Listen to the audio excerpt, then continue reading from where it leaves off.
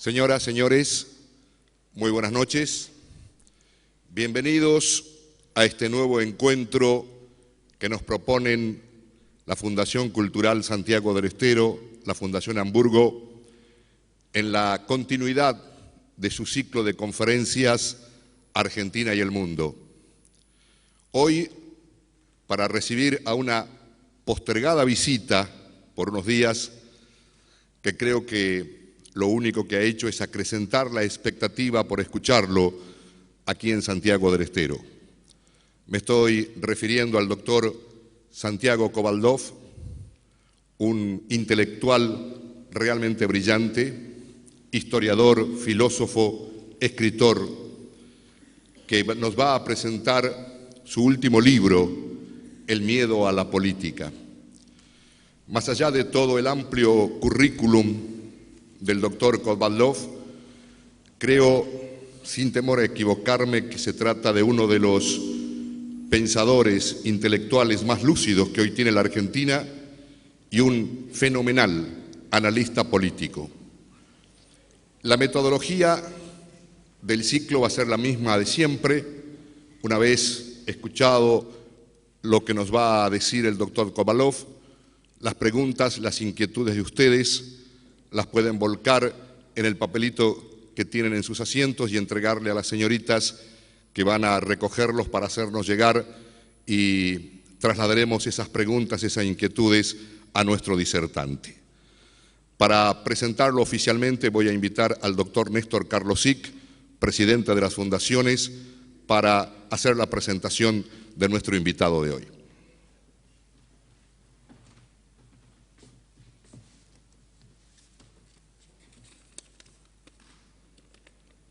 Señoras y señores, muy buenas noches. Corresponde destacar, con respecto a nuestro invitado de hoy, continuando el ciclo Argentina y el Mundo, que estamos frente a una personalidad polifacética.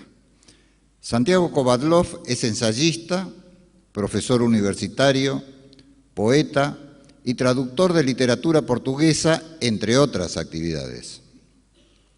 Es graduado en Filosofía en la Universidad de Buenos Aires, profesor honorario de la Universidad Autónoma de Madrid y doctor honoris causa por la Universidad de Ciencias Empresariales y Sociales. Es miembro de la Real Academia Española, de la Academia Argentina de Letras y de la Academia Nacional de Ciencias Morales y Políticas. En los últimos años ha intensificado su labor como conferencista y como periodista con sus columnas en el diario La Nación de Buenos Aires. En medio de la vorágine de la globalizada vida contemporánea, con sus tiempos acelerados y sus valores devaluados, como retornando a las fuentes de aquella Grecia antigua que vio nacer la filosofía, muchos sectores de la sociedad contemporánea anhelan recibir explicaciones y guías de parte de esos pensadores, intentando comprender la esencia del hombre y el actual reemplazo de escalas de valores tradicionales por fundamentalismos de orden político, religioso u obsesionados por un materialismo sin límites. No dudamos que Santiago Kovaldov es un integrante de esa pléyade convocada a auxiliar a la civilización en tan profunda encrucijada.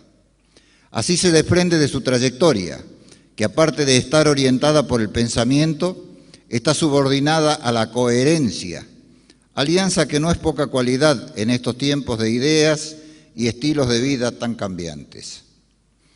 El título de su conferencia, El miedo a la política, es la reiteración de las propuestas contenidas en su libro homónimo. Desde la recuperación de la democracia en 1983, las reiteradas frustraciones de los dirigentes políticos argentinos, ya sea por acciones o por omisiones, oficialistas u opositores, parecerían haber coincidido todos en la imposibilidad común de engendrar un modelo de país estable. Esto provocó primero aquel famoso dicho, que se vayan todos. Más tarde, el no te metás. Y finalmente, parecería haber provocado en muchos argentinos el miedo a la política. Kovadlov asume el planteo de insistir en la tenaz defensa de las instituciones, la república y la democracia, y tratar de revertir esa indiferencia colectiva. Como bien lo definió Rosendo Fraga, a propósito de la obra literaria que nos ocupa, Santiago Kovadlov es un escritor que, desde notas periodísticas, se reconoce ante todo como un filósofo que intenta hacer reflexionar a sus conciudadanos, animado por un indisimulable amor por su país y que realiza un eficaz aporte para tender un puente entre lo intelectual y lo político. Bienvenido a Santiago del Estero, doctor Kovadlov.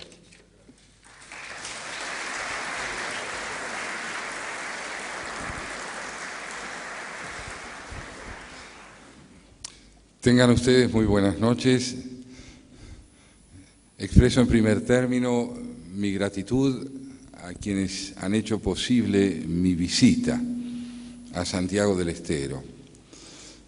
Pero la expreso ante todo como reconocimiento de la labor que llevan a cabo desde la Fundación Hamburgo y con el apoyo de quienes además respaldan esa tarea. Insistir en la realización de actividades culturales puede implicar dos cosas: o proponer un programa sistemático de distracciones, o convocar a la comunidad a reflexionar sobre los valores fundamentales que deciden el sentido de nuestra experiencia cotidiana. La reflexión no está reñida con el entretenimiento, pero no está a su servicio. Por eso es fundamental que ustedes, junto conmigo, creo yo, valoren una y otra vez la posibilidad de que este espacio sea el espacio de convergencia de inquietudes insomnes, vale decir que no aspiran a descansar. El dilema fundamental que enfrenta hoy el mundo, creo yo, es el de decidirse entre la democracia que es frágil y posible y el autoritarismo que es fuerte y real. Se trata de una disyuntiva histórica. Hoy en día estas dos tendencias están afectadas por distintos problemas cada una de ellas y la relación entre ellas afectada a su vez por otra índole de problemas. ¿Cuál es la amenaza fundamental que pesa hoy en día sobre el pensamiento integrista, autoritario, intolerante y dogmático? Creo yo que esa amenaza fundamental que pesa sobre el pensamiento intolerante es la fragilidad interna que este pensamiento tiene hoy entre muchos de los pueblos que están bajo la opresión del autoritarismo. Así como el dogmatismo y la radicalización religiosa aspiran a sembrar el silencio y la obediencia, así también los pueblos que padecen ese autoritarismo no acallan su rebelión contra esas fuerzas que intentan impedirle su desarrollo pluralista. Lo vemos en Irán, lo vemos en los países árabes, lo vemos en los sectores que combaten el integrismo en Israel, los vemos en los sectores que están afectados fundamentalmente por el atraso, a diferencia de aquellos que, contando con una extraordinaria riqueza, sin embargo, son países subdesarrollados. ¿Y cuáles son los males que amenazan a las democracias? Creo yo que en el mundo de hoy la democracia ha perdido credibilidad. Es imperioso distinguir entre lo creíble y lo indispensable. Me parece que es más indispensable que nunca el afianzamiento de la democracia en el mundo que vivimos. Pero la democracia occidental está socavada no primordialmente por las amenazas que sobre ella se ciernen desde las naciones autoritarias, intolerantes, dogmáticas y radicalizadas. Está esencialmente amenazada la democracia occidental por la crisis moral que afecta a las grandes naciones democráticas del mundo, por la pérdida de credibilidad pública de sus dirigencias y por la frivolidad espantosa que ha hecho de los ciudadanos primordialmente consumidores. Este daño que desde el interior mismo de las democracias les quita credibilidad puede indicar o la decadencia de un sistema en forma definitiva o una crisis transitoria de la que acaso sea posible salir. Lo interesante de los regímenes democráticos es que nunca fueron seguros. Lo interesante de los regímenes democráticos es que nunca fueron seguros. Siempre fueron sistemas relativamente frágiles, expuestos al debate, al conflicto, a la contradicción, pero sostenidos en lo que tienen de mejor por una profunda convicción en el valor de la palabra como recurso capaz de restañar las heridas que llevan a conductas que son fatalmente nefastas para la democracia. La palabra es el valor de la ley. La palabra es el valor de la libertad. La palabra es el valor del prójimo.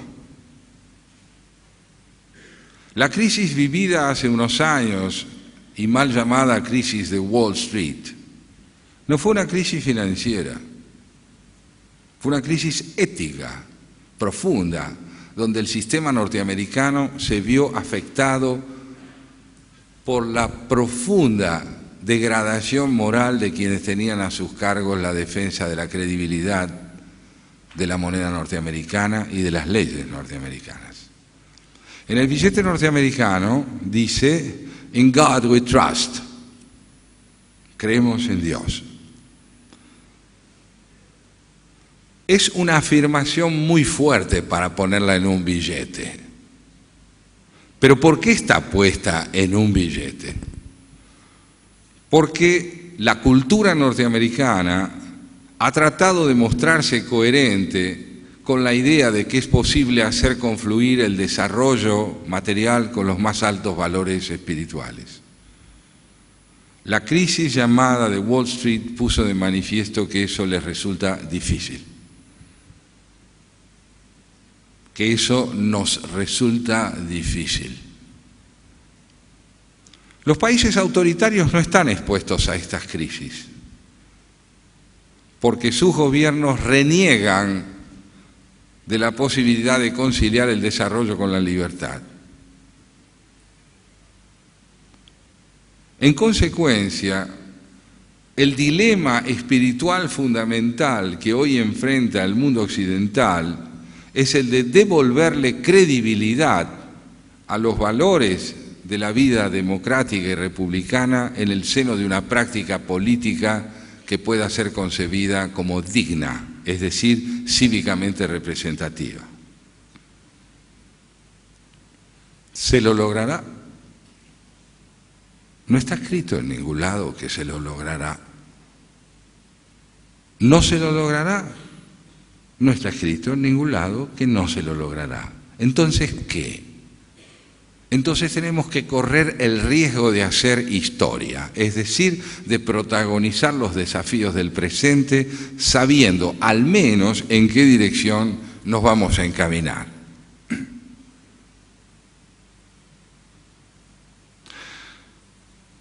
La capacidad de transformación que pueda tener una nación depende de lo reconciliada que esté o no con el concepto de conflicto. Los países que viven sus conflictos como algo vergonzoso y denigrante no crecen. Los países que capitalizan sus conflictos a través de un aprendizaje que es el que dejan los errores, las frustraciones y la desorientación, esos países crecen. Son como las personas. Una persona interesante no es una persona que no tiene problemas. Una persona que no tiene problemas es un difunto y lo ignora. Las personas verdaderamente interesantes son aquellas que saben capitalizar sus fracasos como recursos de desarrollo.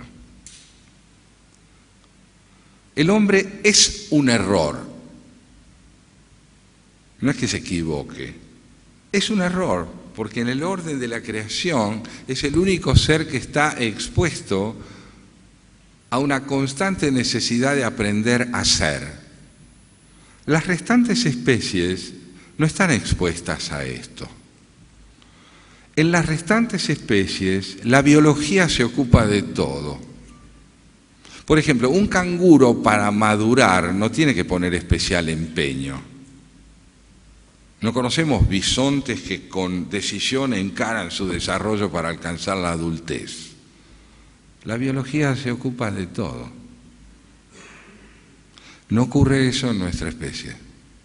En la nuestra, para ser humanos, es indispensable no cejar en el empeño de tratar de serlo, porque en cualquier momento un desliz, un error, puede convertirnos en seres profundamente inhumanos.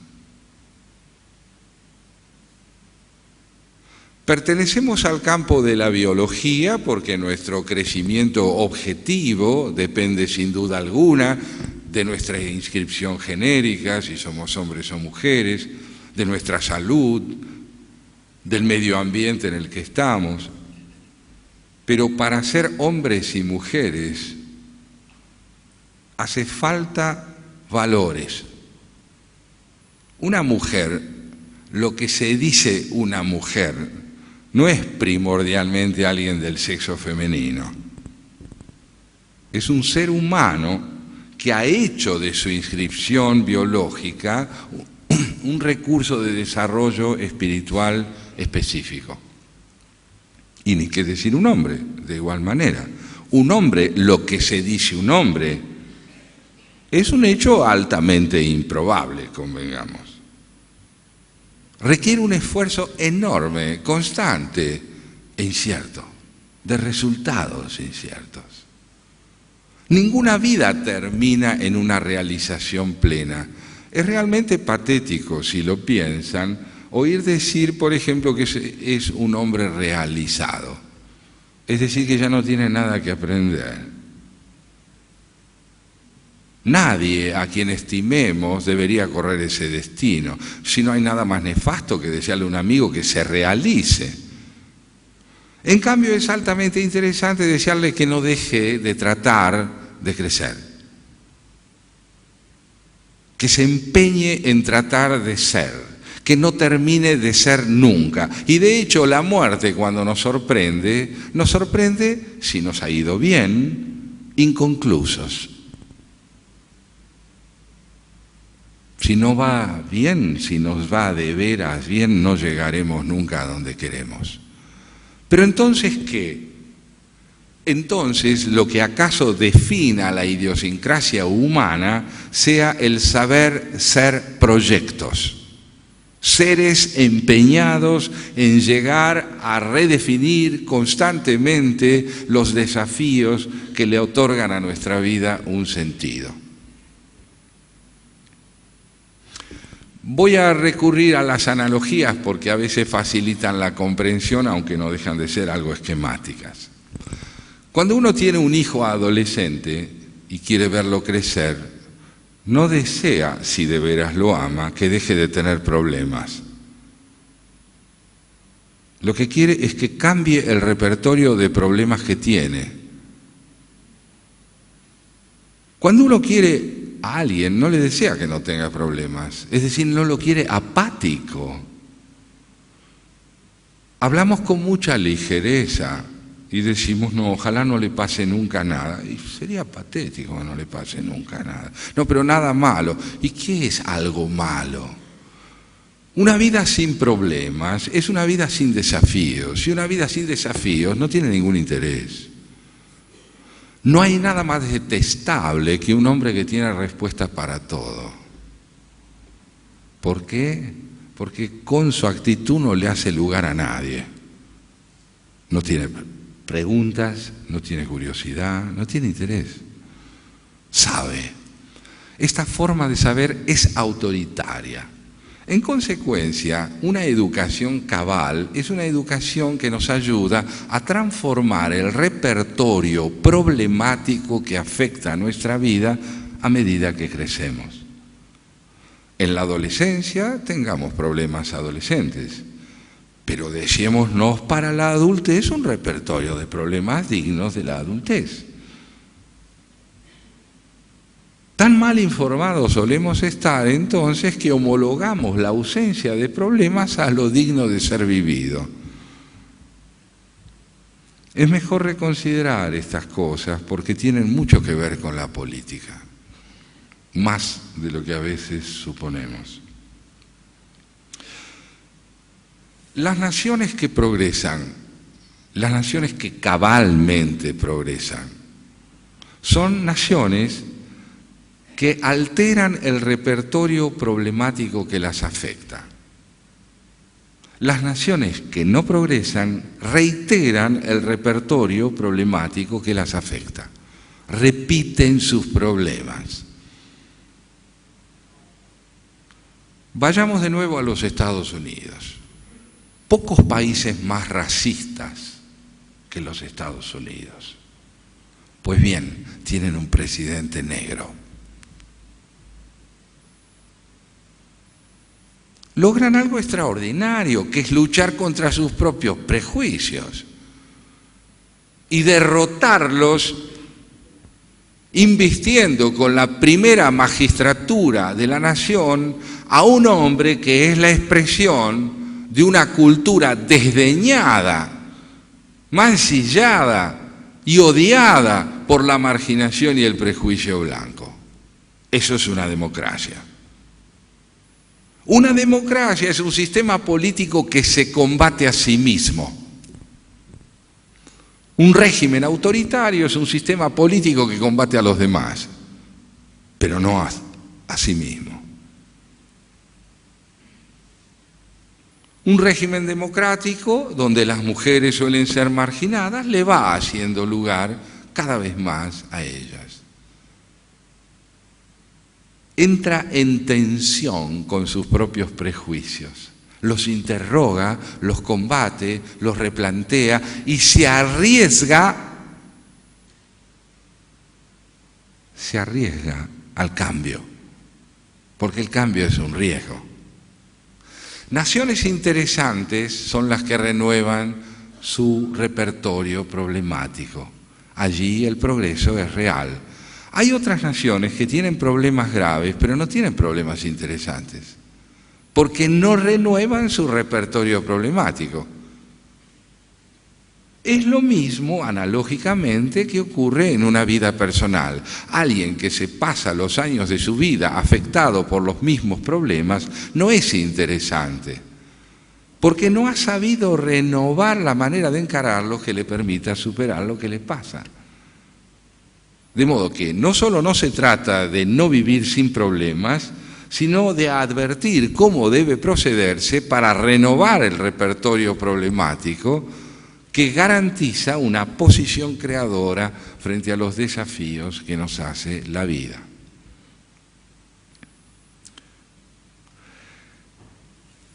Creo que la Argentina es un país que está todavía más cerca del siglo XIX que del XXI.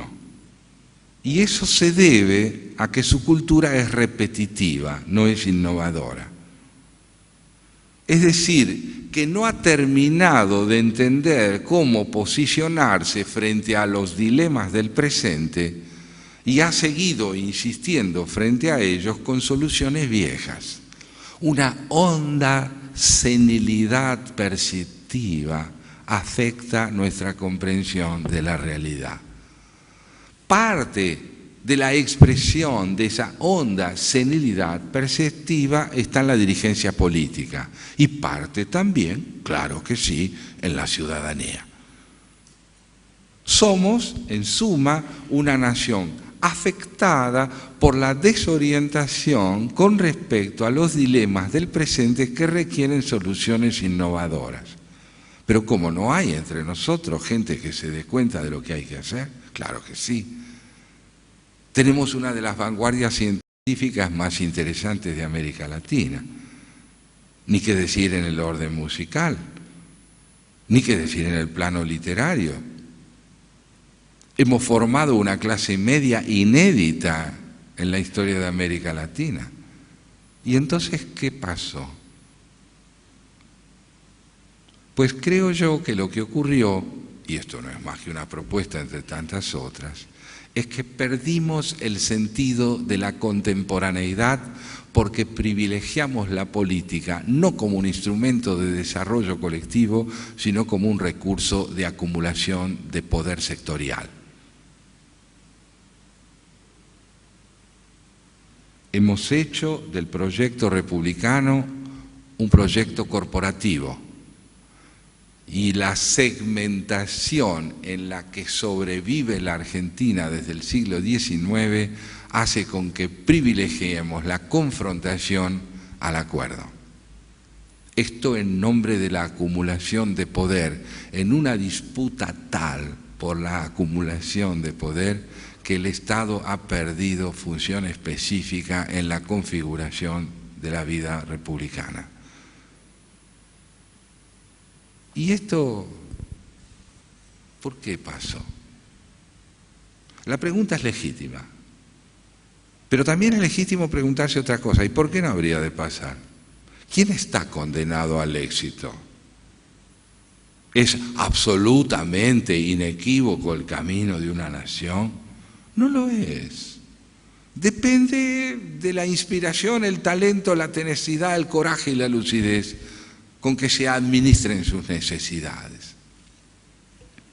Si el verdadero progreso implica, entonces, la renovación del repertorio problemático, el repertorio de desafíos que una nación debe enfrentar, podemos, acaso, ensayar una primera respuesta. La Argentina sufre una crisis perceptiva de los desafíos que el siglo XX le impone y opta desde sus dirigencias por soluciones que retrotraen la organización nacional a modelos que no son los del siglo XX de la segunda posguerra, sino que son los del siglo XX de la guerra y de la preguerra. Modelos fuertemente autoritarios, modelos de inspiración corporativa, modelos que no buscan la integración entre sus distintos sectores mediante políticas de Estado convergentes, sino la hegemonía de un sector sobre otro. ¿Cuál fue la lección que nos dejó el golpe de Uriburu del año 30? Y la lección que deja el golpe de Uriburu del año 30 es que se intenta retrotraer la estructura de desarrollo del país a la inexistencia política de la clase media. Se quiere que la clase media no protagonice políticamente el desarrollo del país. Eso es Uriburu. Uriburu es la presunción de que Inglaterra está llamada a ser eterna como nación occidental hegemónica. Uriburu es la convicción de que la oligarquía argentina de fines del siglo XIX y de principios del XX era políticamente más lúcida que la clase media que se empezaba a desarrollar en el país. Y se equivoca. Se equivoca porque su repertorio conceptual, los recursos perceptivos del país, le impiden comprender lo que el siglo XX está pidiendo. Con la llegada del peronismo, en los años 40, se produce un problema totalmente distinto pero similar. Repito, totalmente distinto pero similar. El peronismo va a otorgarle creciente protagonismo a los sectores sociales marginados del proceso productivo pero al mismo tiempo va a tratar de fortalecer corporativamente a esos sectores a expensas de otros, sin buscar los consensos que permitan fijar políticas de Estado equitativas con vistas a un desarrollo estructural de la nación. Siempre la segmentación, siempre la confrontación. Siempre una cosa a expensas de la otra.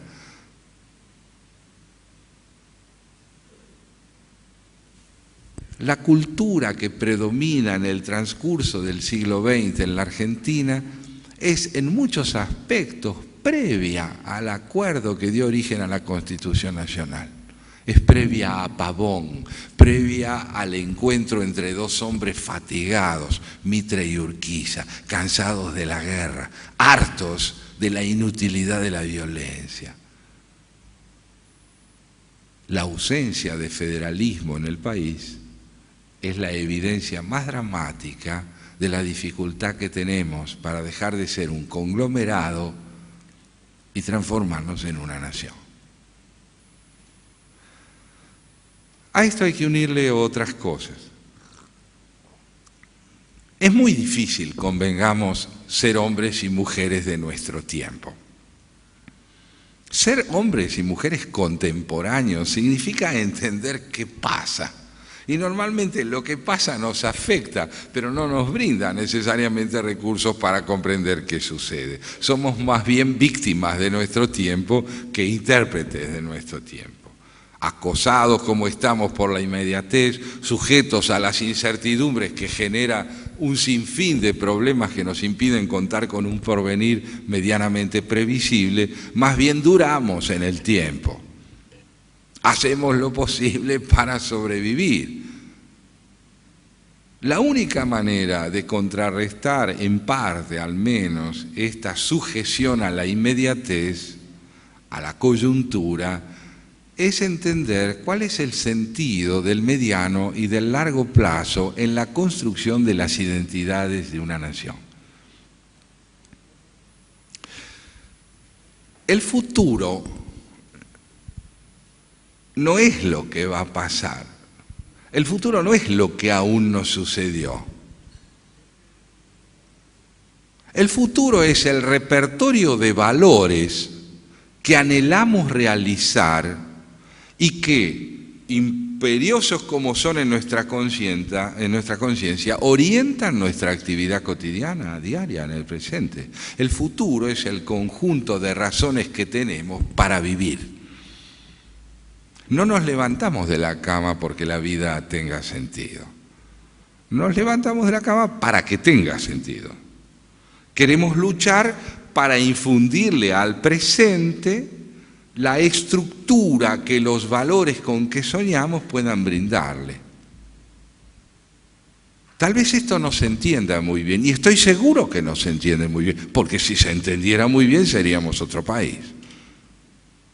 No se entiende bien porque creemos que el futuro es lo que va a venir, y el futuro es el conjunto de sueños y aspiraciones que orientan nuestra acción cotidiana. Queremos verlos realizados, y por eso son el futuro, porque queremos verlos realizados. En tanto aspiramos a que se realicen, son el porvenir presionando sobre nosotros para convertirse en realidad. Dicho de modo más contundente sería esto: un hombre es el repertorio de sueños que quiere ver convertidos en realidad. Algunos ejemplos históricos de esto siempre son estimulantes e ilustrativos. Ustedes saben muy bien que si hubo dos amigos en nuestra historia que se quisieron mucho y se admiraron mucho, fueron el general Martín de Güemes y el general Manuel Belgrano. Esos dos hombres se querían y se admiraban mucho. Pelearon por lo mismo, lo hicieron en distintos frentes complementarios y mantuvieron una correspondencia fulgurante por la profundidad y la elocuencia testimonial con que hablan de nuestro pasado. En una carta del año 1817, Güemes le escribe así a Belgrano: querido general y hermano, le escribo para decirle con alegría que con la paisanada hemos echado a los godos de Salta, pero no consigo que me vayan a pelear al Tucumán porque dicen que Salta es libre. Belgrano le contesta lo siguiente: querido general y hermano, me convence a la paisanada de que Salta queda en Tucumán.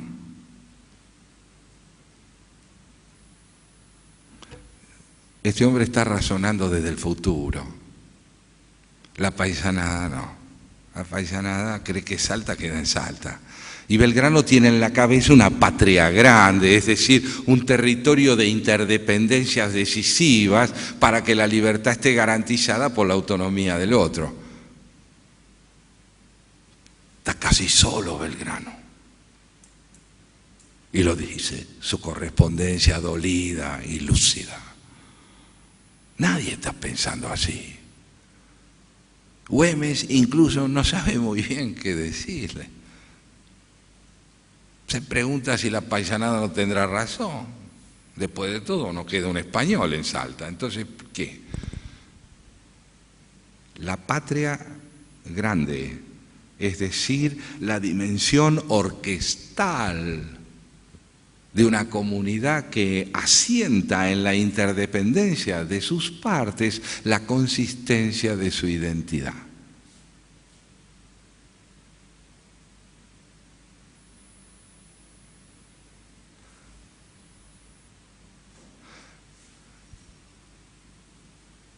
¿Dónde está Belgrano? ¿Atrás o adelante?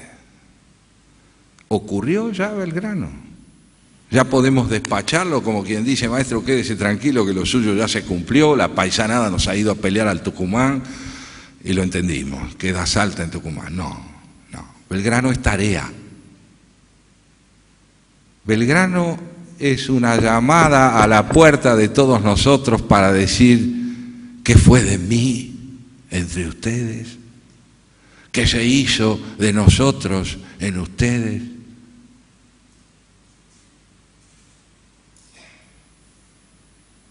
La respuesta a estas preguntas es una tarea. Y quien argumente que es una tarea difícil subestima la magnitud de los problemas que enfrentó Belgrano.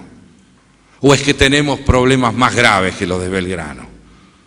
¿O es que tenemos problemas más graves que los que enfrentó San Martín? Vamos, no seamos tan vanidosos. En todo caso, no estaremos a la altura de los problemas que tenemos, pero problemas más graves no tenemos. Y de San Martín les hablaba, porque conviene cada tanto volver a la palabra de esos maestros de lucidez que nos brindó la Argentina de principios del siglo XIX. Nadie creía en San Martín. Ustedes bien saben que las dificultades que San Martín tuvo para construir el ejército de los Andes fueron 3 veces mayores que las que debieron haber sido, sencillamente porque Buenos Aires no confiaba en él. ¿Quién era San Martín? Un godo que se casó con una señorita distinguida de Buenos Aires. ¿Qué quería San Martín? Cruzar a Chile para que la Argentina fuera libre. Si la paisanada dice que la libertad consiste en sacar de la casa al invasor que uno tiene, mi casa termina donde termina mi puerta. Nadie lo quería apoyar. Alvear, que lo trajo, sospechaba de él porque advertía en él intenciones políticas que San Martín no tuvo nunca. Uno de los pocos que sospechó que San Martín comprendía algo que escapaba a la comprensión general fue Pueyrredón. Un poco, no mucho. Cuando San Martín le pide uniformes, bayonetas, mulas, caballos, proyectiles, finalmente, y con un inmenso esfuerzo, Pueyrredón se los consigue y le escribe: aquí va, general, todo lo que me pidió: 760 bayonetas, 595 uniformes, 4.000 mulas, 650 caballos, 12.000 proyectiles. Y no me pida más, general, porque lo que usted quiere hacer es imposible.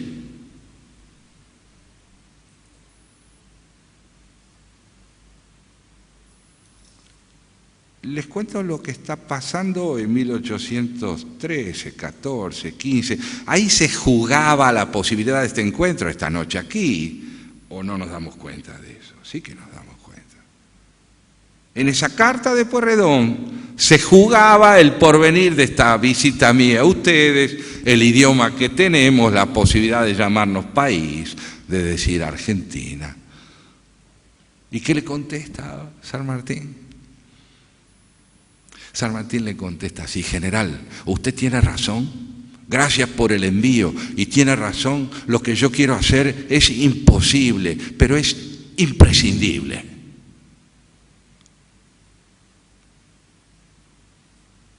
¿Quién soporta estas palabras? ¿Qué vamos a hacer con ellas?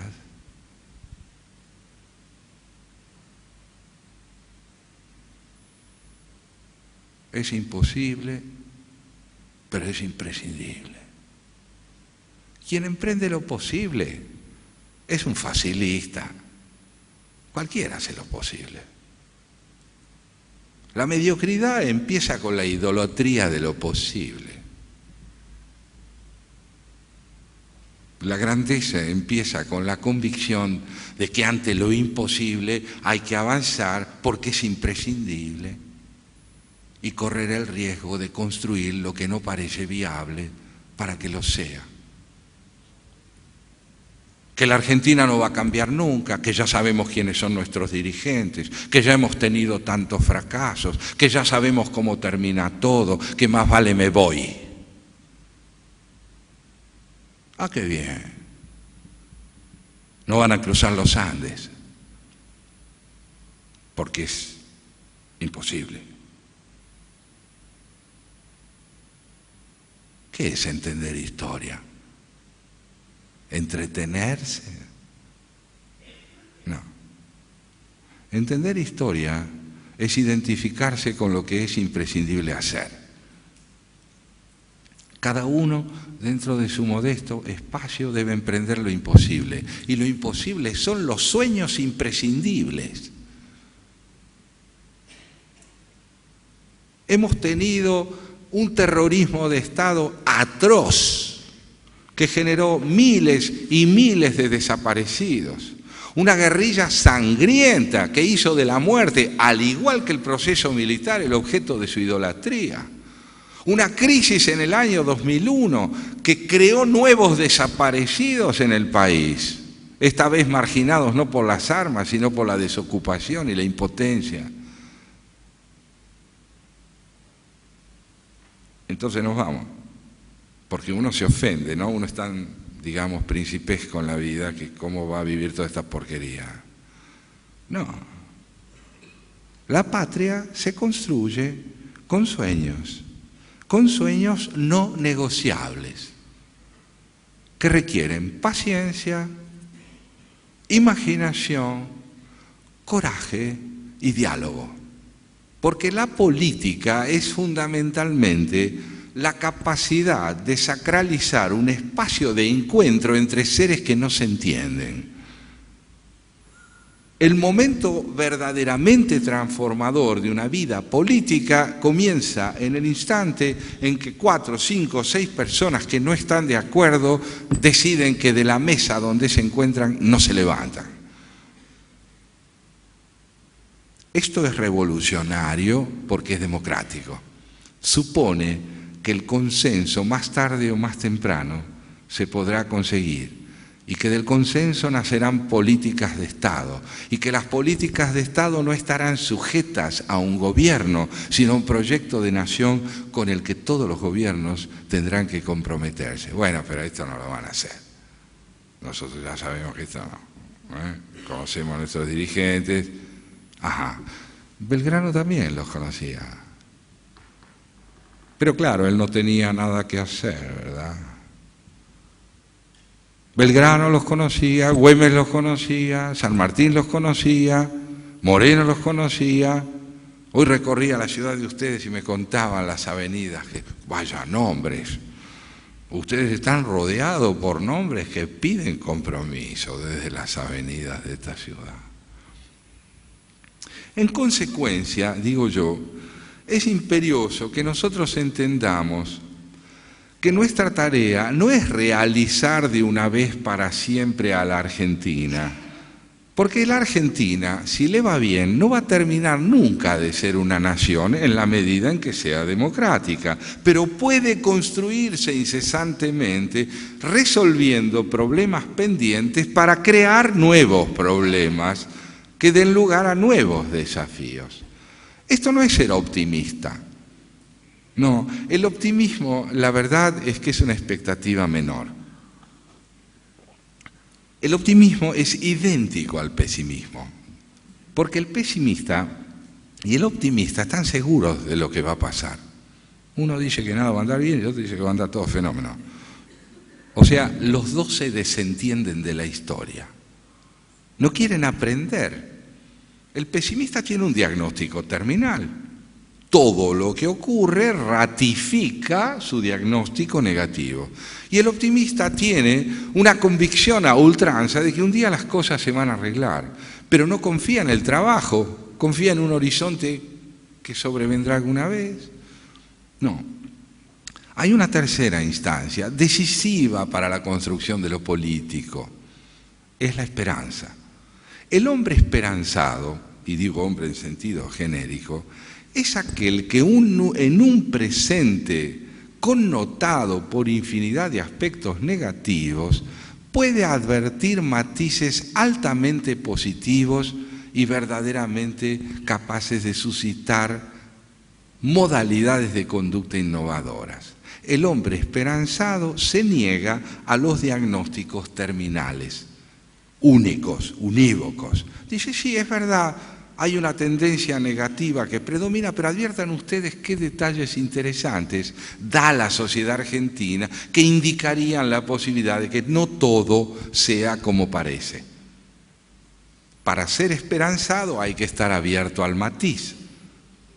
Para estar abierto al matiz hay que tener una visión pluralista de las cosas, interrogativa. ¿Cuáles son esos indicios que en cierta medida vienen a decirnos que el país no se agota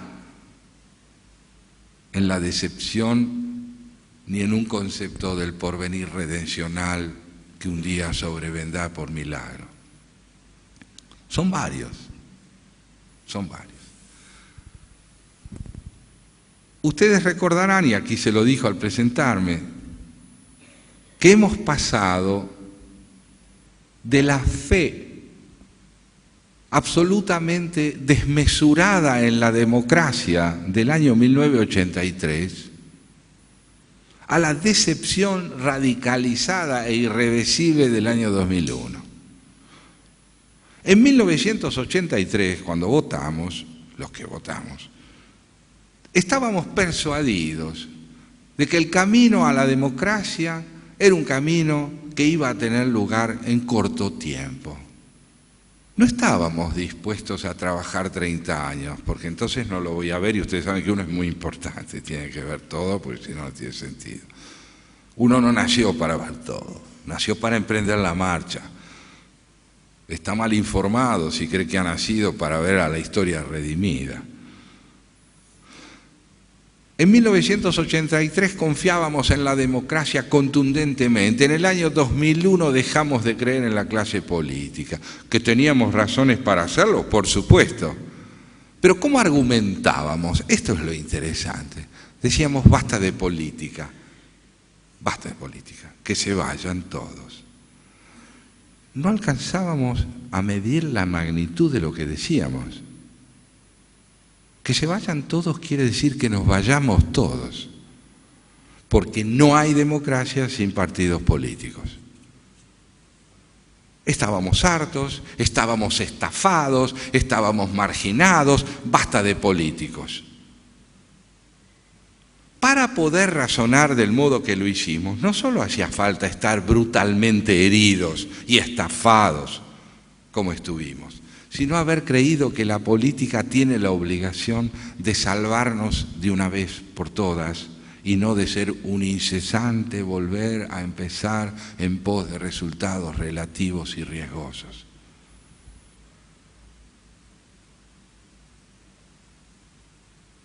En el año 2008, el campo sale a la calle como una corporación a reivindicar sus derechos sectoriales, a exigir que no se le haga pagar los impuestos que se le quiera hacer pagar de la forma en que se propone del gobierno.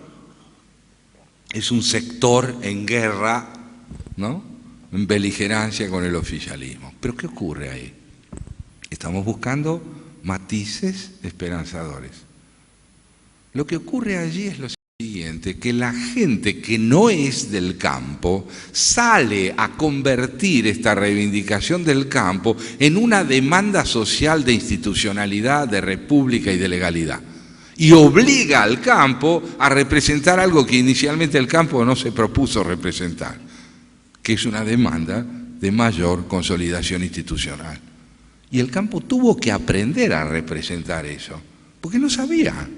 Porque la mesa de enlace se forma como representación de una demanda sectorial y termina por ser un símbolo de diálogo entre sectores que tienen que alcanzar acuerdos fundamentales para poder convivir. Y la gente que no es del campo sale a decirle al campo, más allá de lo que ustedes aspiran a representar con todo derecho, representan algo mucho más radical, mucho más fundamental, que es una demanda de país en el campo de la ley y la institucionalidad.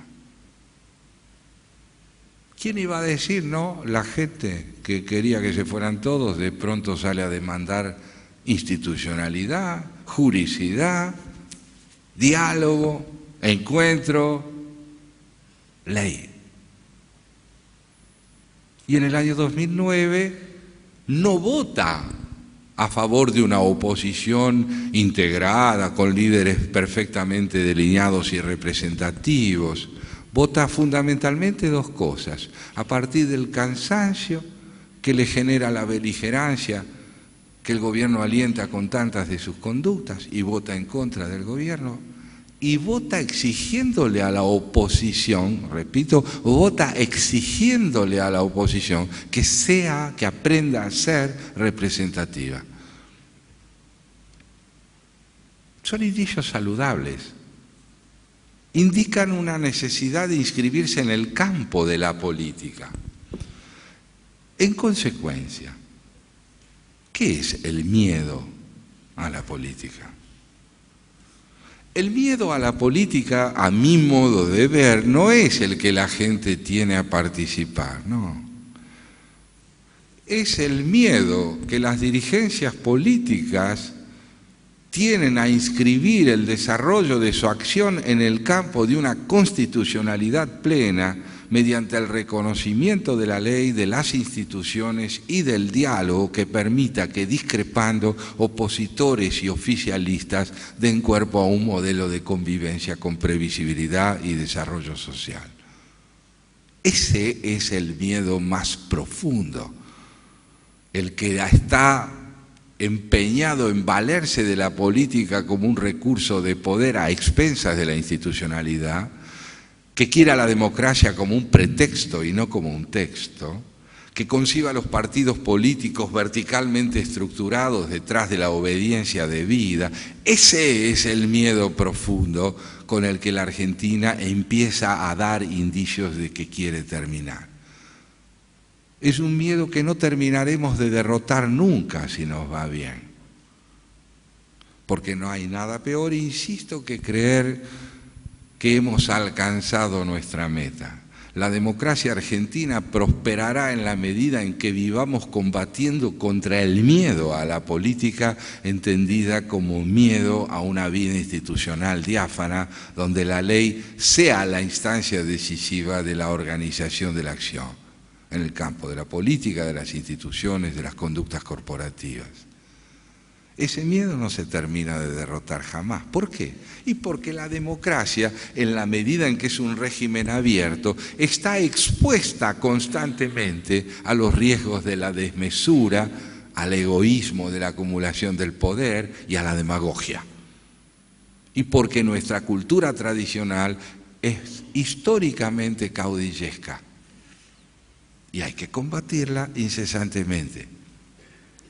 En consecuencia, una actitud esperanzada es aquella que, advirtiendo los recursos que una sociedad pone en evidencia como capaces de llevar a cabo una transformación que permita transitar del siglo XX al XXI, capitalizando los errores previos, pone en marcha una voluntad de acuerdos indispensable para que podamos salir del reino del monólogo, del reino del autoritarismo y del reino del silencio, del que pesa como una amenaza sobre la libertad de expresión, del que desdeña la palabra de la convivencia para privilegiar la palabra de la obediencia.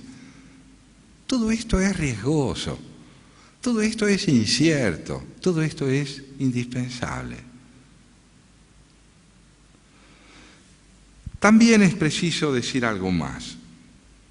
No voy a abusar mucho tiempo más de la palabra y vamos a oír las preguntas que ustedes planteen.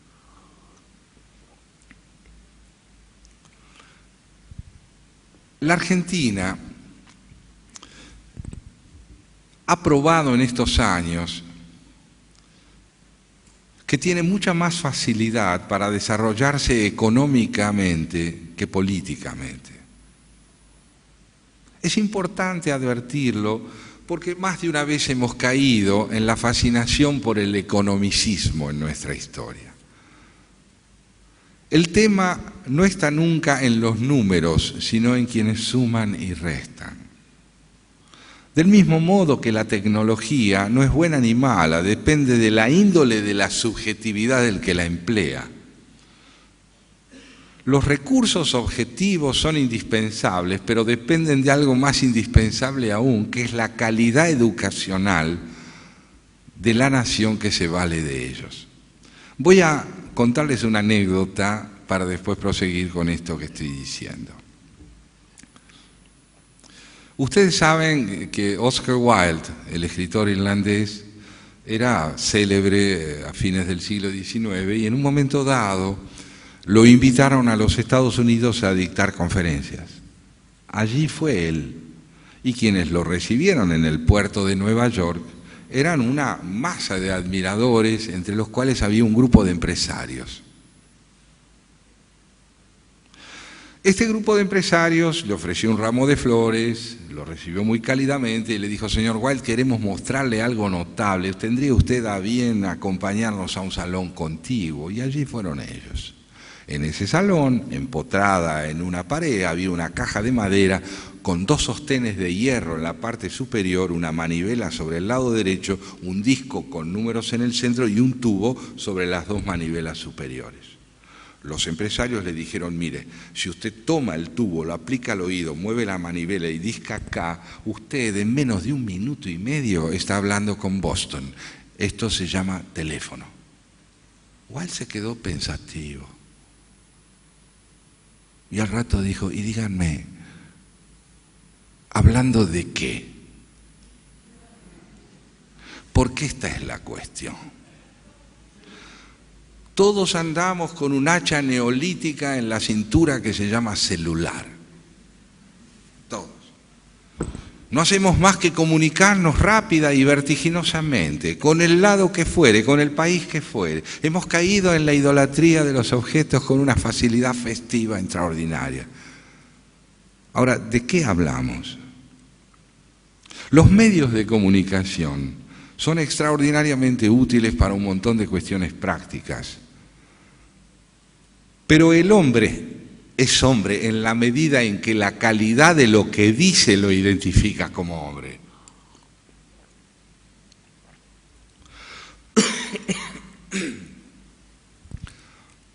La palabra nos ha sido dada para sostener en el lenguaje la perplejidad de estar vivos, de saber que somos uno por una única vez,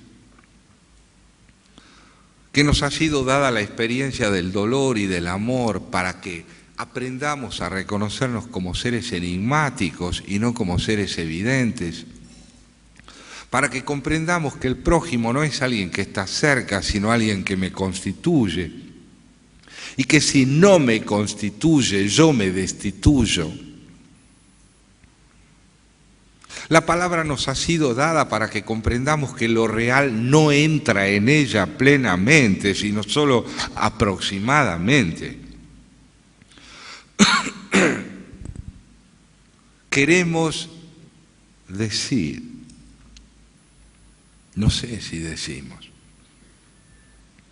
la democracia rescata este valor sustancial de la palabra porque entiende que los hombres que se buscan para ponerse de acuerdo no tienen razón en forma absoluta y que tienen que ceder para generar consensos, porque nadie lo ha entendido todo.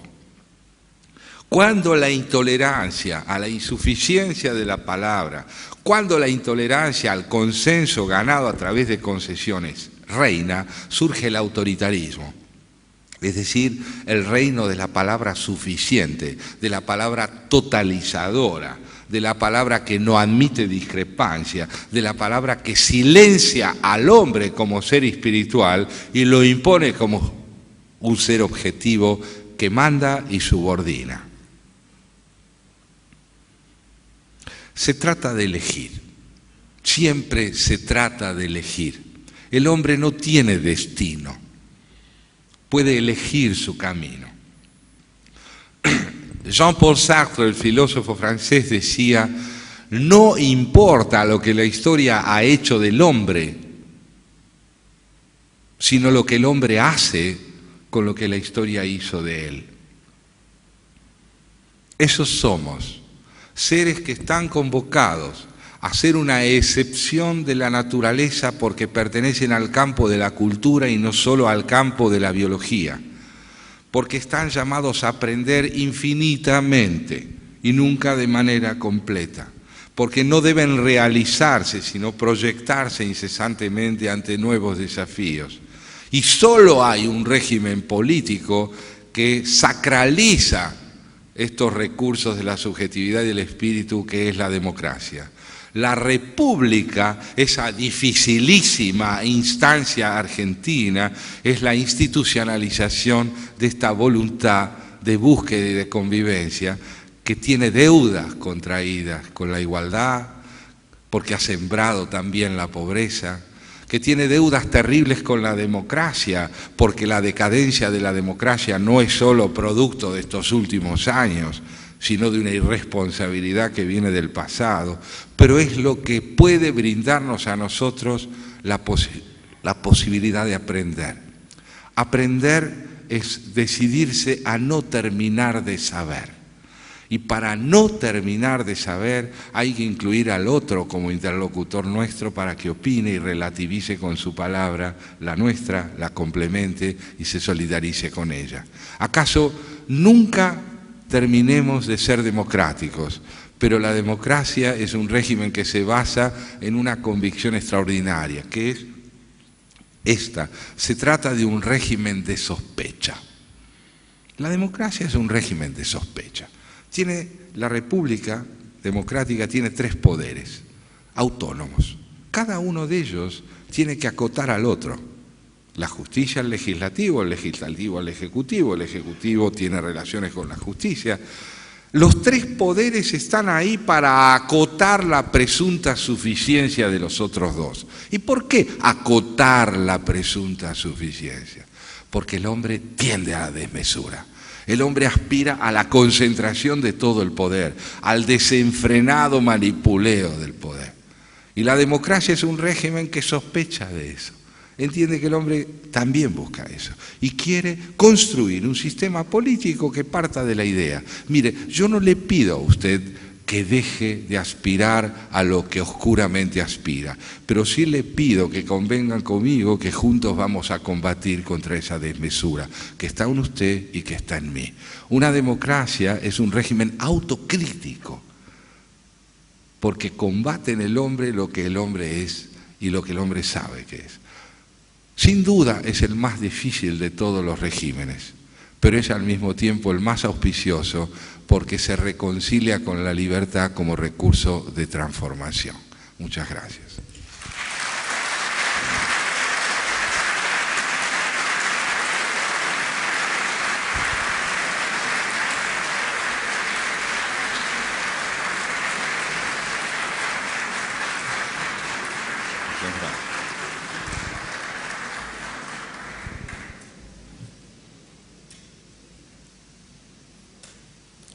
Las señoritas que están sobre los laterales del salón van a recibir las preguntas o inquietudes que ustedes tengan para nuestro invitado.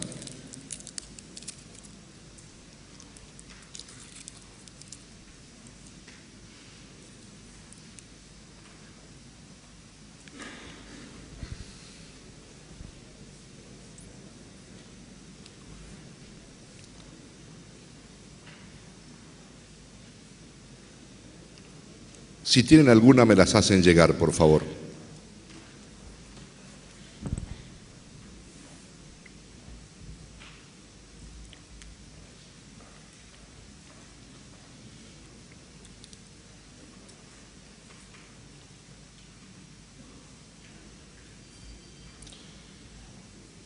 Bueno, más que una pregunta es una suerte de adhesión a lo que usted ha dicho, doctor. Usted ya ha contestado lo que era mi intención emitir como opinión. No tememos a la política, tenemos miedo a los políticos y su insaciable apetito de poder, aunque guardo esperanzas en algunas honrosas excepciones. En un artículo del 2007, octubre, se habla del fantasma de la abstención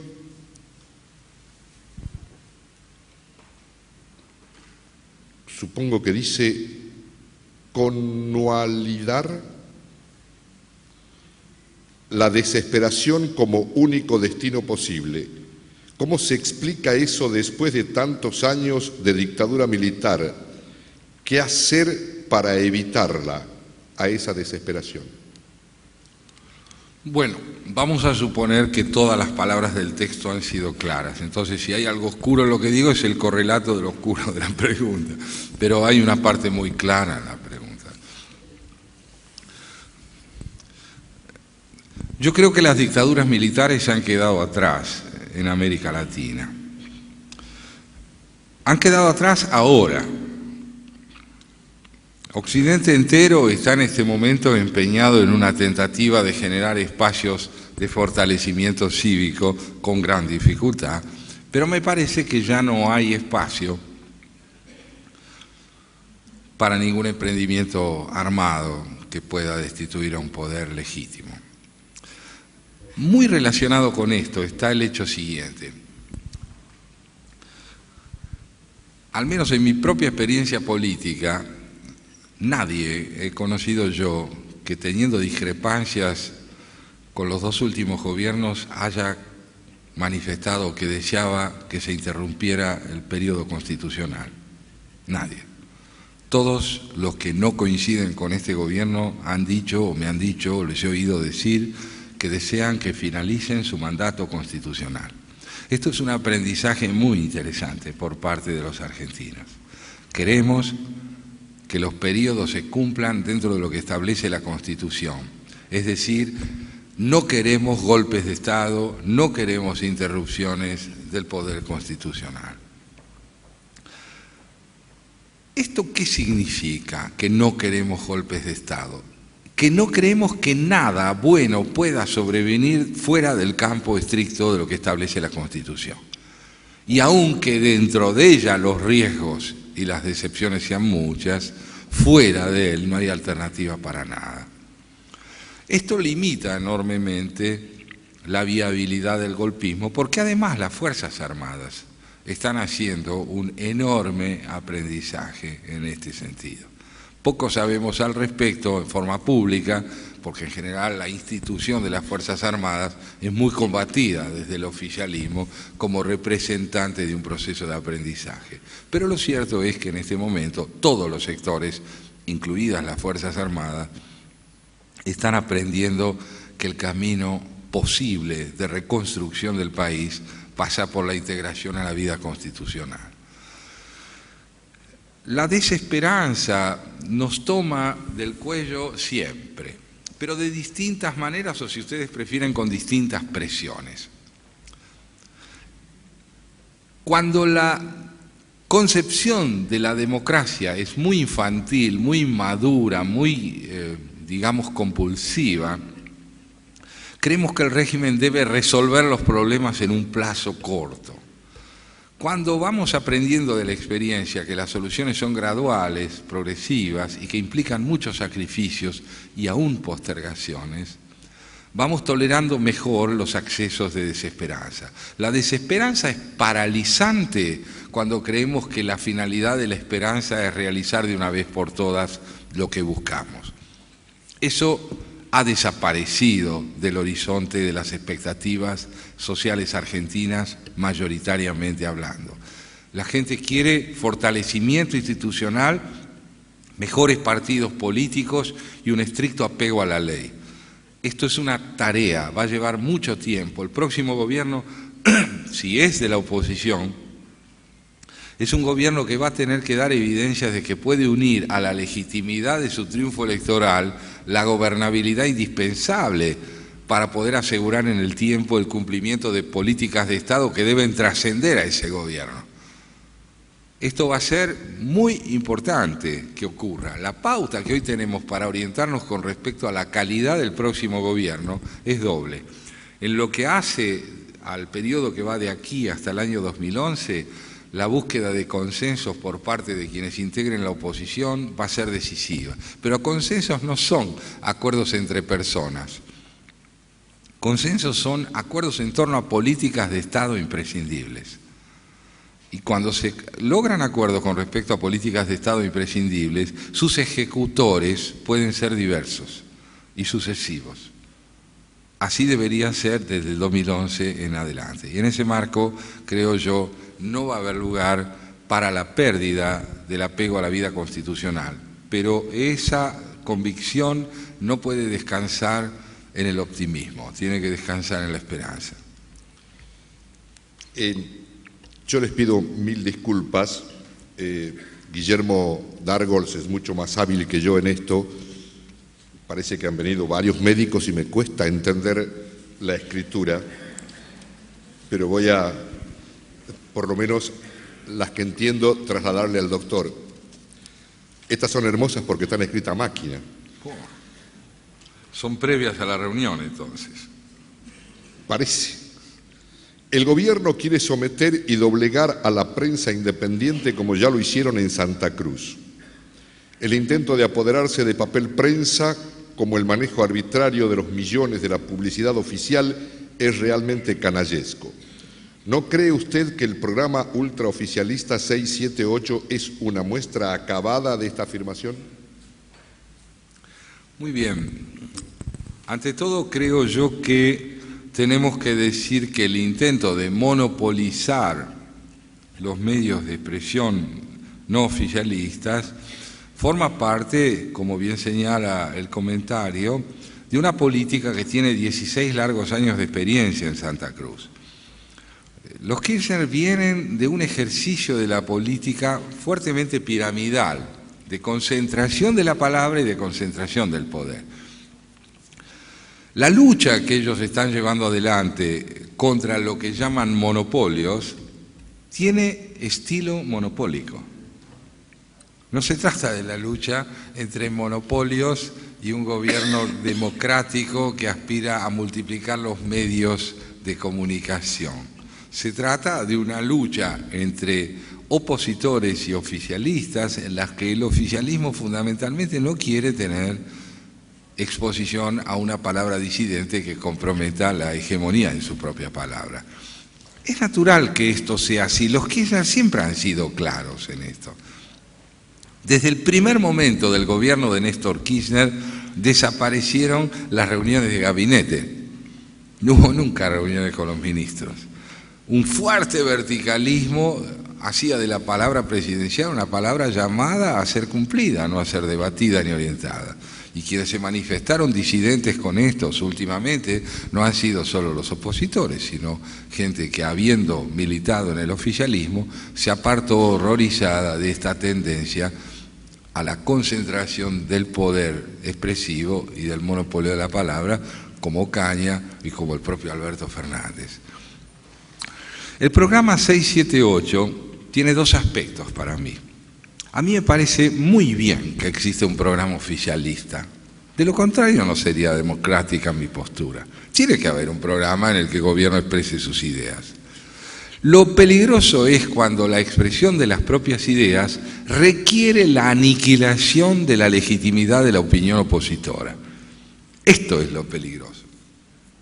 La polarización maniquea entre réprobos y elegidos es muy peligrosa para la subsistencia de un sistema político republicano y democrático. El oficialismo tiene que tener su propia voz, debe expresar su disonancia con la oposición, pero lo peligroso es cuando el opositor empieza a aparecer como alguien prescindible. Es decir, como alguien de quien se puede prescindir, porque nada proviene de su postura que sea significativo y digno de ser tenido en cuenta. El peligro también existe en la oposición. La oposición muchas veces ha caído en una descalificación apocalíptica del oficialismo, de una renegación masiva, sin tener la menor posibilidad de reconocer un solo atributo bueno en el ejercicio del poder por parte de los Kirchner. Ahora, quiero decir esto, si los Kirchner son la encarnación del mal, la oposición es la encarnación del bien, y a mí eso no me interesa. Yo quiero una oposición rica en la doble responsabilidad de proponer un modelo alternativo republicanamente más significativo que el que hoy tiene vigencia y una democracia no enmascaradora que se vale de las instituciones para fortalecer la concentración de poder, pero quiero también una oposición con una profunda autocrítica acerca de su propia pobreza y de su propia propensión al autoritarismo en infinidad de ocasiones. De modo que mi crítica a 678 es esa. Tiene todo el derecho de decir lo que el oficialismo cree, pero si el costo es aniquilar el derecho de la oposición a que tenga parte de la razón, el proyecto es autoritario. Bueno, esto más que una pregunta es una afirmación. Después usted verá, doctor, si quiere hacer alguna reflexión sobre lo mismo. Los Kirchner en todos estos años han falseado la historia reciente y bastardeado los derechos humanos. ¿Cuándo será la hora en que se juzguen y condenen las miles de víctimas que produjeron los ataques de las bandas terroristas que asolaron el país como Montoneros o el ERP? Esas víctimas jamás han sido contadas, indemnizadas, ni mucho menos reivindicadas. Más aún, muchos de los terroristas hoy ocupan importantes posiciones en el gobierno. Totalmente de acuerdo, creo que es así y efectivamente una de las aspiraciones legítimas del afianzamiento progresivo de un sistema republicano y democrático en la Argentina exige que la reconciliación nacional pase por la afirmación explícita de la responsabilidad recíproca que en la siembra de la violencia han tenido el terrorismo de Estado y la guerrilla armada. Esto es fundamental, pero exige una clarividencia de estadistas para llevarlo a cabo. Quiero contarles a propósito algo que me dijo hace unos días en Córdoba el expresidente Tabaré Vázquez, el presidente de Uruguay. Decía, una de las gestiones de mi gobierno que más me complace es haber logrado que las Fuerzas Armadas firmen el reconocimiento de los actos criminales que las Fuerzas Armadas llevaron a cabo durante los años de la dictadura militar. Y otra de las satisfacciones profundas de mi gestión de gobierno es haber podido advertir hasta qué punto un exguerrillero había descubierto la importancia de la democracia y del sistema republicano como para que se ganara la confianza de un pueblo que aspiraba a la pacificación como el uruguayo y fuera hoy presidente de la República. Ahí tienen ustedes un proceso muy interesante. Lo mismo está pasando en Brasil. Una exguerrillera va ganando poco a poco la posibilidad de convertirse en destinataria del voto mayoritario del electorado en las elecciones del año que viene. Esto no significa que la conversión de un guerrillero en alguien que adhiere al sistema democrático sea suficiente, pero es simbólicamente importante, porque se trata básicamente de que el día en que esta condena a la violencia tenga estatuto de ley de Estado, de verdadero proyecto de constitucionalidad en el Estado, de legitimación constitucional, tiene que partir de esta idea de que la siembra de la violencia implica siempre la idealización de la muerte a expensas del prójimo, y que provenga de donde proviniere, y salvadas las diferencias entre la responsabilidad de un Estado totalitario y una guerrilla que se reivindicó como representativa de un pueblo, ambas actitudes implican la sobrevalorización de la muerte y del odio a un sistema democrático por sobre la vida y la convivencia. Esto tiene que ser parte de las políticas de Estado que el próximo gobierno aliente en su desarrollo, de forma que el Museo de la Memoria sea el museo de una memoria completa, amplia, integradora. Bueno,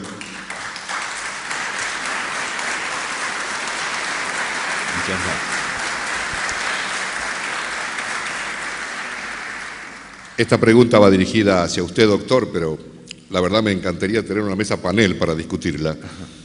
Muchos medios que se suponen independientes, incluidos algunos monopolios, se erigen en enemigos públicos del gobierno y no son justamente un paradigma de espacios democráticos.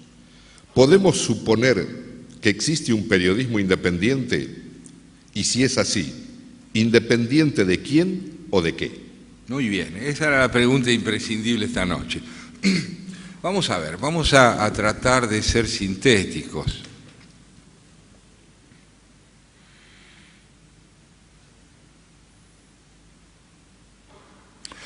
En un sistema democrático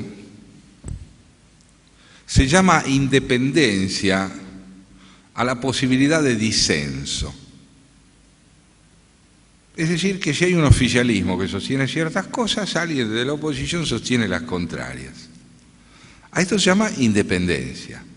Ahora bien, quien sostiene una posición contraria a la del gobierno es independiente del gobierno, pero no lo es ni de sus propias convicciones, de sus propios prejuicios y de sus propios intereses. Esto es inevitablemente así. No puede ser de otra manera.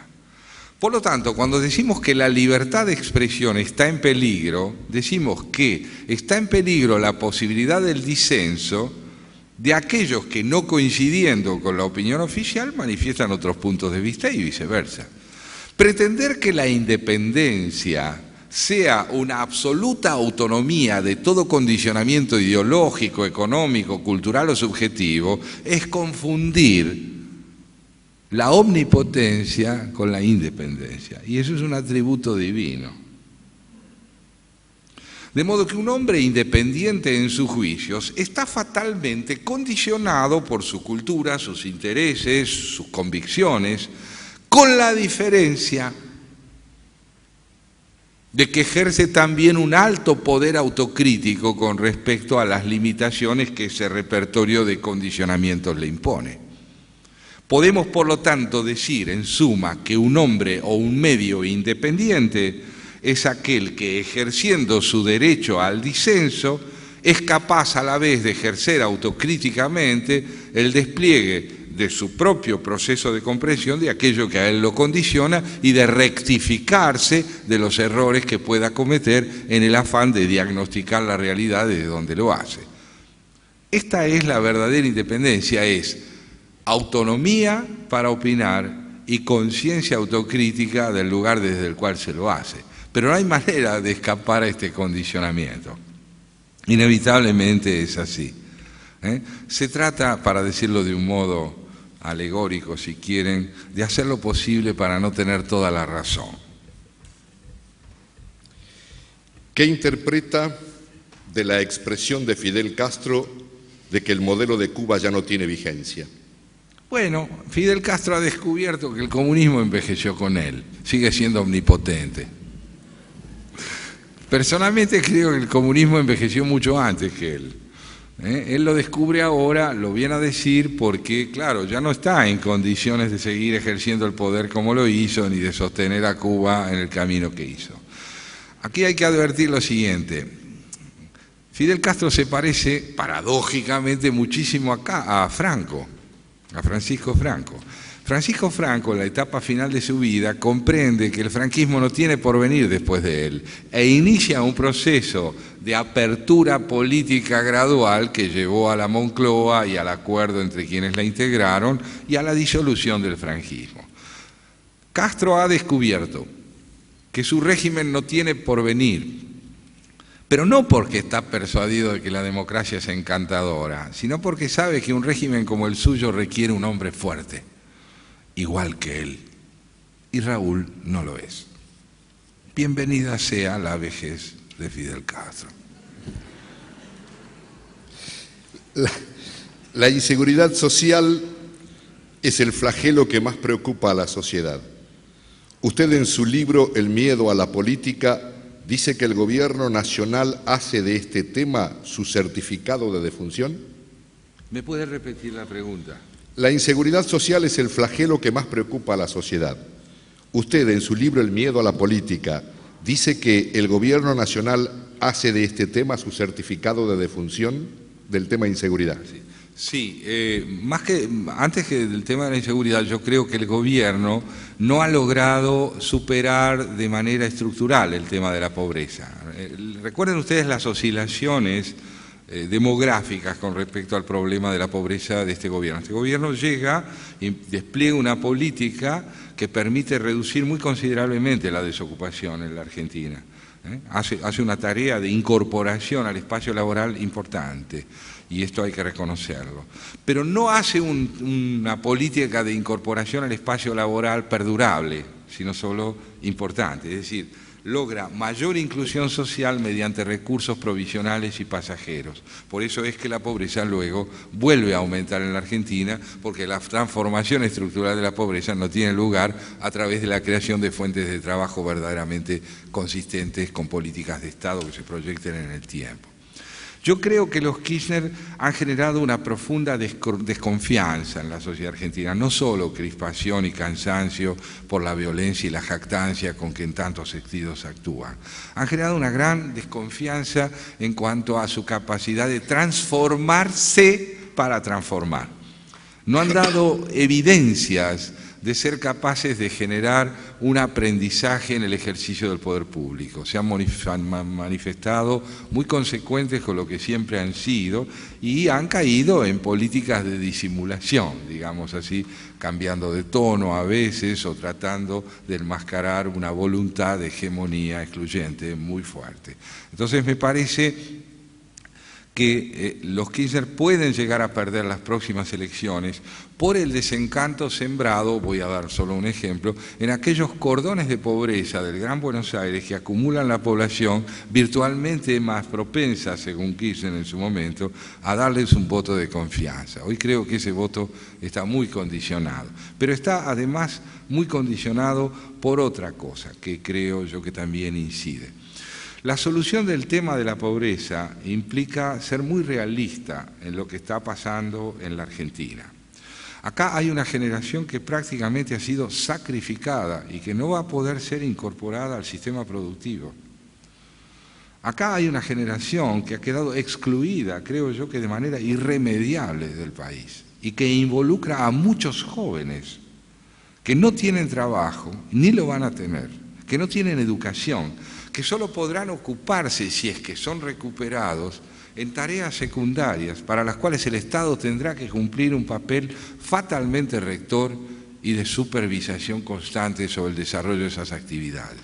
Es un problema estructural el problema de la pobreza en la Argentina y va a demandar por lo menos 3 lustros, 15 años, la posibilidad de generar condiciones alternativas que permitan resolverlo, no solo por la vía de la ocupación, sino de la devolución de dignidad cívica a quienes hoy padecen la pobreza. Trabajo significa educación, educación es salud, salud es aptitud para poder reemplazar la idea de ser un sujeto que dura en el tiempo por la convicción de que uno es un ciudadano que participa en el desarrollo de su país. Esto es una de las tragedias fundamentales que ha generado la mala política en la Argentina, no solo a través de estos gobiernos, estos 2 últimos, viene de atrás. Y viene de atrás precisamente porque la política ha sido ejercida con miedo a la vida constitucional y se ha convertido en una práctica perversa y distorsionadora de sus finalidades fundamentales. De allí que nosotros sepamos hoy algo fundamental. Podrán surgir alternativas aparentes en la oposición para el ejercicio del poder público, pero lo verdaderamente auspicioso es que la ciudadanía sabe hoy mejor que nunca, qué tiene que exigirle a sus dirigencias para probar si son verdaderamente consistentes o no. Las corporaciones que durante tanto tiempo en la Argentina se han manejado defendiendo exclusivamente sus intereses de sector, hoy empiezan a comprender que o si se integran a un proceso de desarrollo verdaderamente orquestado entre todos los sectores del país o no tienen porvenir representativo. Es un paso muy importante, es empezar a saldar una deuda histórica de la Argentina con el federalismo, con la integración regional y con la idea de que la pobreza no se resuelve dando trabajo, sino dando dignidad a través del trabajo, la salud y la educación, y que esto es un proceso muy lento y muy incierto, pero otra vez indispensable. Bueno, en atención a la hora. Muchas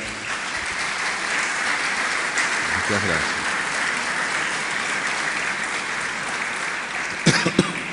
En atención a la hora, las 3 últimas preguntas, doctor, y van a quedar muchísimas que no se las puedo trasladar. En 1789 Francia tuvo una revolución con los pilares de libertad, igualdad, fraternidad. No obstante, 10 años después volvía a la monarquía con Napoleón. ¿Cómo y a qué podemos volver luego de una democracia? Luego del fracaso presunto de esta democracia de 1789, dicen ustedes. Bueno, vamos a ver algunas diferencias. El proyecto revolucionario de 1789 fue un proyecto apocalíptico, tuvo aspectos extraordinarios. Por ejemplo, se pasó de la divinización de la figura del rey a la divinización de los derechos humanos. Los derechos humanos pasaron a ser sagrados a partir de la Revolución Francesa. Antes no lo eran, antes lo sagrado era la figura del rey, su investidura, estaba teológicamente respaldada. A partir de la Revolución Francesa los derechos humanos ganaron un valor excepcional. Porque ganaron un valor excepcional, Francia terminó, como dirían los franceses, malgré Napoleón, ¿no? A pesar de Napoleón, Francia terminó siendo una democracia muy conflictiva, muy difícil, a lo largo de todo el siglo XIX, muy contradictoria, claro que sí, y a partir del siglo XX con su complicidad en parte mediante el régimen de Vichy con los nazis. Pero lo cierto es que hoy Francia terminó siendo una democracia altamente significativa en el marco de las sociedades occidentales. Nuestra democracia, tal como nosotros la queremos construir, corre el riesgo de fracasar, siempre y cuando fracasen los acuerdos fundamentales entre aquellos sectores que tienen el deber de sostenerla. los sectores progresistas del sindicalismo, los sectores progresistas del mundo empresario, los sectores progresistas de la producción rural, los sectores progresistas de todo el espectro intelectual y verdaderamente democrático con que el país tiene que contar, profesionales de distintas áreas. Este acuerdo tiene que ser permanentemente refortalecido por las políticas de Estado y las convocatorias que el Estado sepa hacer para sostener estas alianzas. ¿A dónde podríamos volver si todo esto fracasa? Personalmente creo que el riesgo que nos amenaza es el de la disolución. Es el de la disolución. Es decir, lo que en el año 2001 no tuvo lugar, la confrontación violenta entre distintos sectores, podría tener lugar si no sabemos sostener nuestra democracia en el plano de los acuerdos y los consensos indispensables. Ese riesgo basta para que no ahorremos esfuerzos. Yo no le temo a las grandes sombras que acechan una democracia desde afuera, le temo a las grandes sombras que acechan una democracia desde adentro. No nos queda otro remedio que pelear, y con este corolario.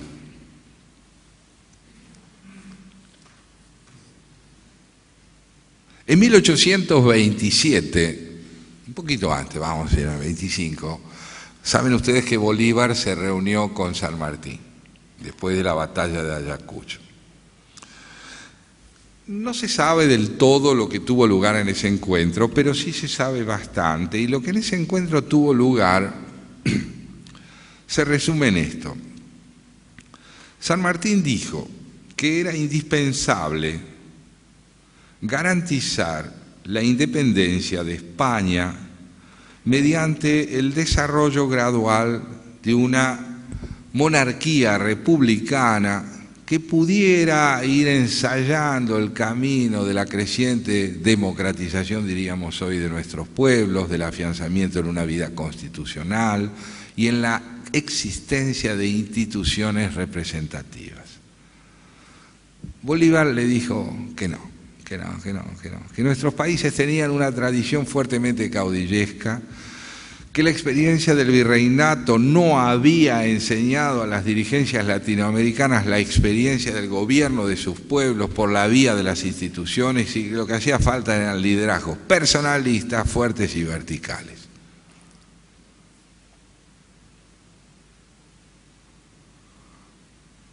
Así se construyó América Latina.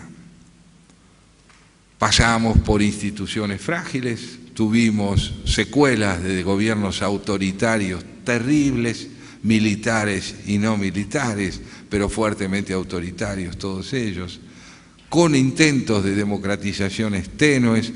Lo concreto es que alcanzamos el siglo XXI en un estado de fragilidad constitucional muy profundo.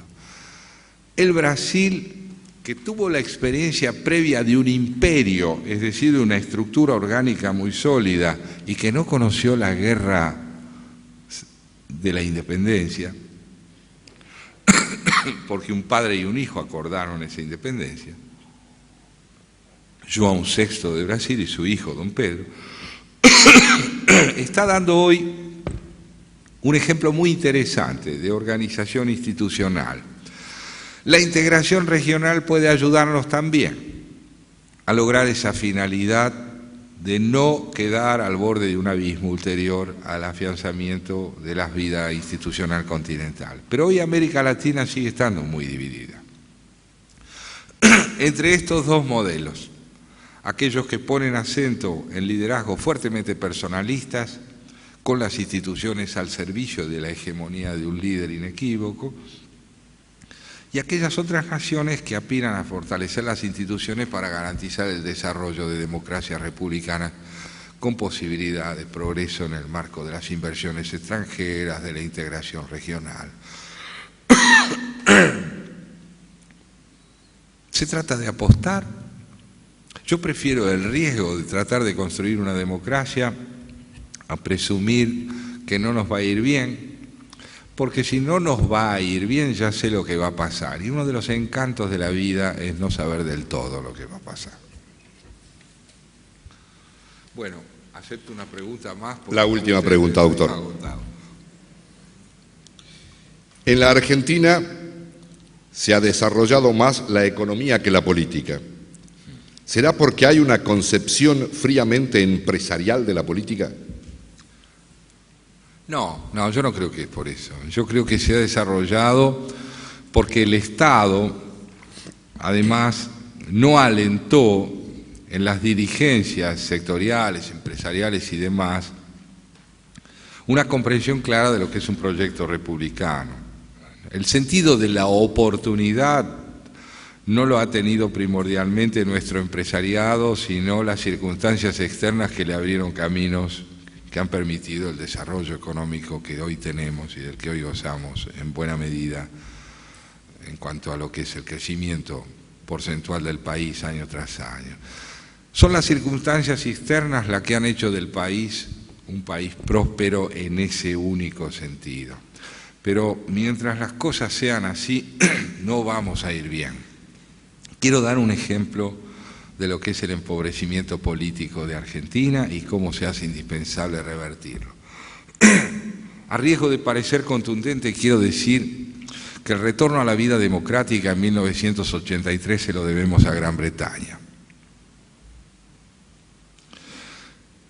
Es por haber desafiado a la OTAN que la dictadura militar desapareció del país. Es por haber desafiado a la OTAN. La dictadura militar le declaró la guerra a la OTAN. Y porque le declaró la guerra a la OTAN, nosotros recuperamos en buena medida la posibilidad de retorno a la democracia. ¿Qué significa esto? Esto significa que el trabajo de búsqueda de consensos que los partidos políticos debieron haber llevado a cabo en la Argentina a partir de 1979 por lo menos, no se llevó a cabo. No se trabajó para generar consensos transpartidarios e interpartidarios que permitieran que la recuperación de la democracia encontrara fortalecido al sistema político.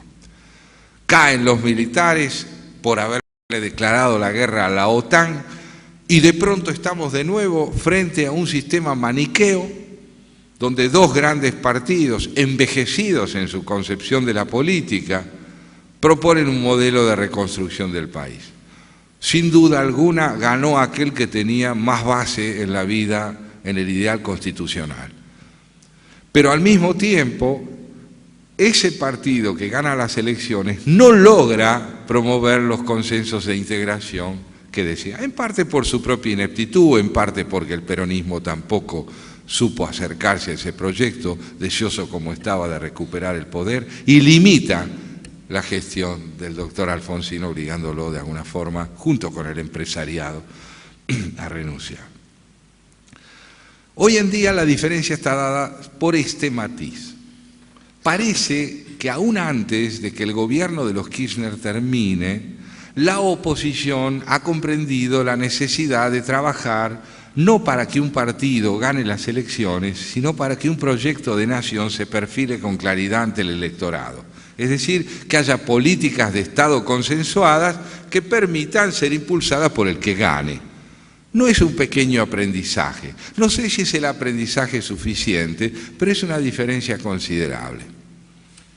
Bueno, yo les quiero agradecer mucho el haber podido compartir conmigo esta noche y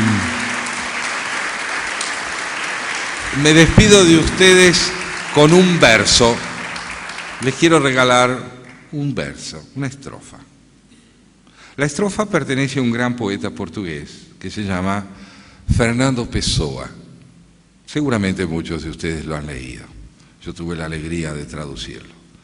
Dice así: para ser grande, sé entero. Pon todo lo que eres en lo mínimo que hagas. Es por eso que la luna se refleja en todas las lagunas, porque alta vive. Muchas gracias. Señoras, señores, muchas gracias por la presencia y esperamos volvernos a encontrar en la continuidad de este ciclo Argentina y el mundo.